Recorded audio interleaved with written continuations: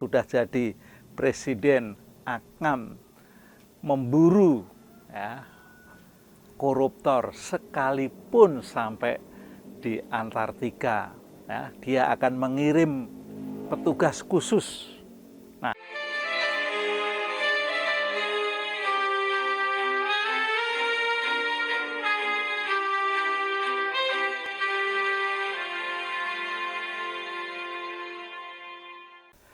belum lama ini rapat pimpinan Partai Golkar telah usai, ditutup, ya, yang memberi sambutan Presiden Joko Widodo dan calon presiden terpilih Prabowo Subianto.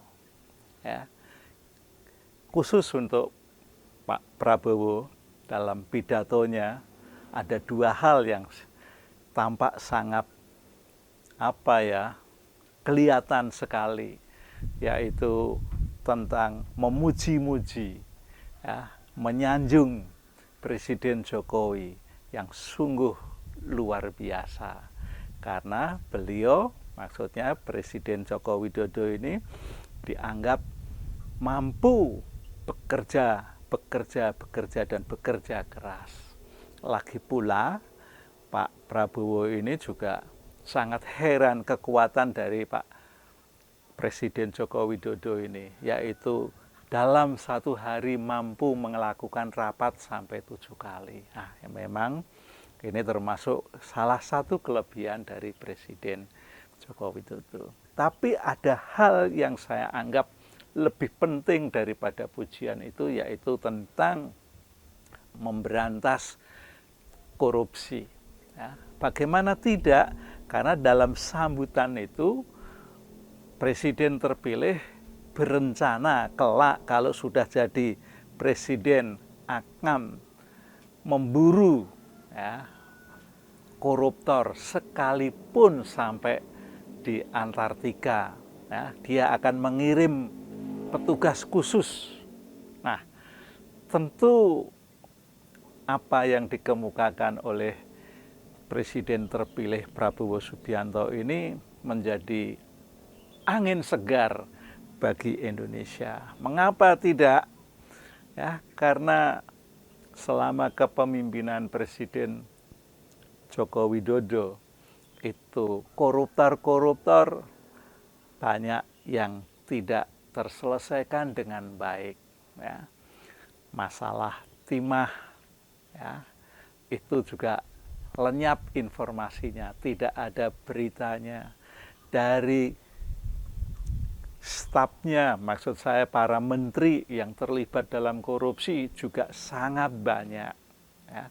Malahan yang paling terakhir, ya, Erlangga pun selaku menteri koordinator, ya, di bidang perekonomian itu juga ada endusan tentang korupsi, sehingga dikabarkan dia harus mundur dari jabatan Ketua Partai Golkar. Nah, seperti itu, ya, tentu akan membawa angin segar. Tidak perlu pandang bulu, siapapun mestinya harus dibabat habis, karena koruptor itu termasuk kejahatan yang luar biasa. Saya pikir Pak Prabowo juga sependapat bahwa koruptor itu bentuk kejahatan yang luar biasa dan perlu diperangi. Oleh karena itu Pak Prabowo juga ingin menyisihkan anggaran, ya, untuk memberantas dan mengejar tentang koruptor sampai dimanapun mesti ditemukan. Ya. Dan apabila nanti koruptor bisa bersih atau setidak-tidaknya kurangnya semakin banyak, syukur-syukur pada pemerintahan Presiden Prabowo setelah dilantik nanti tidak ada satupun menteri yang terlibat dalam korupsi. Nah, kalau itu terjadi, maka akan terjadi contoh sampai di level-level paling bawah. Pada saat ini pun kan sebetulnya korupsi juga terjadi di level paling bawah, yaitu para kepala-kepala desa dengan adanya anggaran 1 miliar lebih itu ada yang digunakan untuk kepentingan pribadi. Nah, demikian itulah mestinya ya yang perlu diselesaikan dengan baik oleh Pak Prabowo. Nah, apalagi Presiden Joko Widodo yang akhir-akhir ini baru mendengungkan perampasan aset, yaitu mengendaki DPR supaya segera menyelesaikan undang-undang tentang perampasan aset. Tapi perampasan aset pun sebetulnya jika itu diundangkan juga tidak memberikan kejerahan. Ya.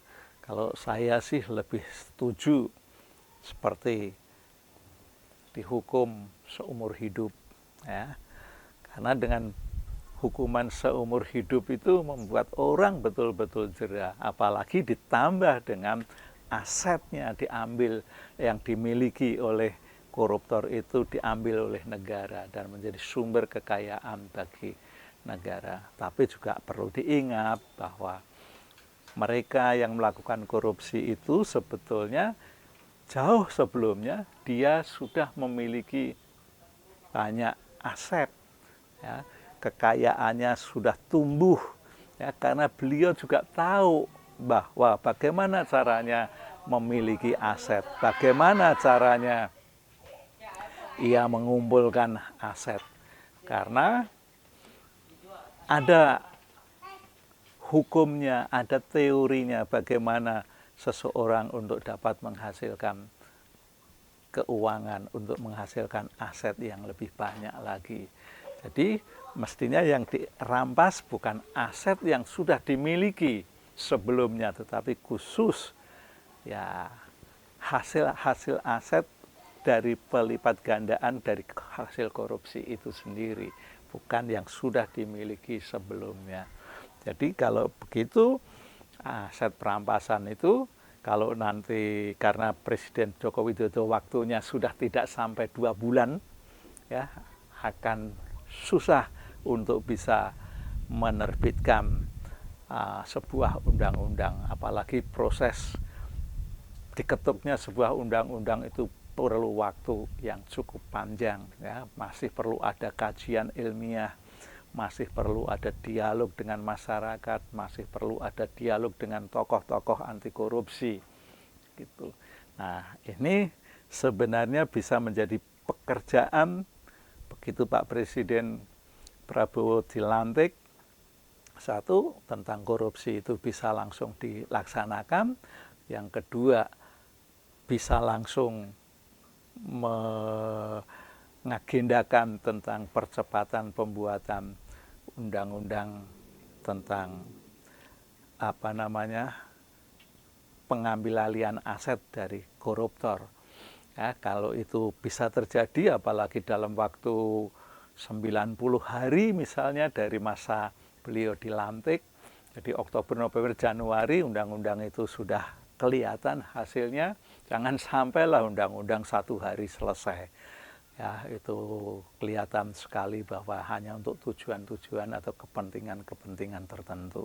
Nah, di samping itu, ya, di samping masalah korupsi, Pak Prabowo juga ingin memerangi dan memberantas masalah penyelundupan dan narkoba. Ya, masalah penyelundupan ini memang banyak sekali terjadi di Indonesia. Ya. Lalu tentang penjualan narkoba ini juga menjadi bagian yang menyengsarakan masyarakat Indonesia, yang menjadikan masyarakat sakit, yang menjadikan masyarakat bisa miskin, terutama bagi mereka yang tercemar, ya, terafiliasi dengan narkoba. Nah, itu yang ingin juga diperangi oleh Presiden terpilih Joko Widodo. Dan Pak Presiden sendiri menyatakan siap menjadi pemimpinnya untuk memberantas penyelundupan dan masalah narkoba ini.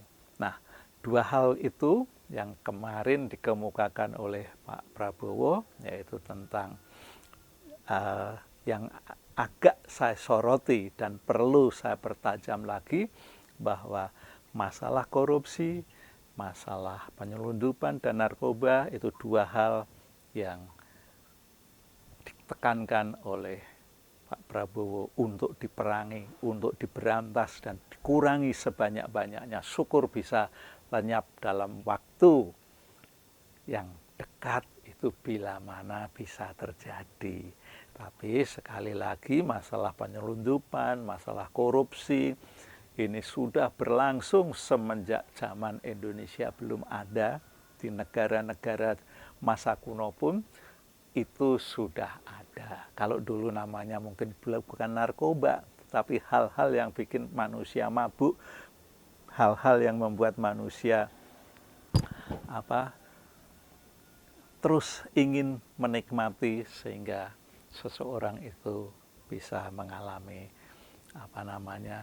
fly itu. Dan masalah korupsi juga sudah ada sejak zaman dulu ya. Tapi mudah-mudahan Indonesia bisa berkurang masalah korupsinya, sehingga tidak menjadi teladan bagi masyarakat kecil, baik yang punya jabatan maupun yang tidak punya jabatan. Berantaslah korupsi, berantaslah narkoba dan penyelundupan, dan jayalah Presiden Prabowo dalam memimpin 5 tahun ke depan, tahun 2024 sampai 2009. Oke, sampai demikian saja yang bisa saya kemukakan. Bye-bye.